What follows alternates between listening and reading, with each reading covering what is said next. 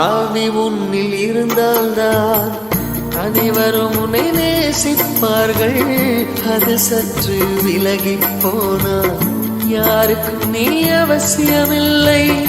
ஆவி உன்னில் இருந்தால்தான் அனைவரும் உன்னை நேசிப்பார்கள்.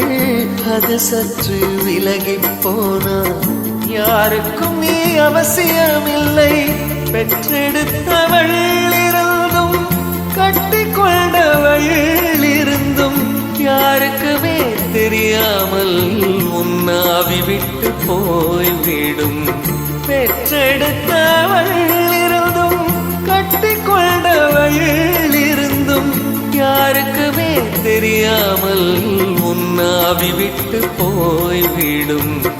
உன்னை மறந்து உடலை நம்பினான் உடலோ உனக்கு மிச்சம் வைப்பது கண்ணீர்தானே.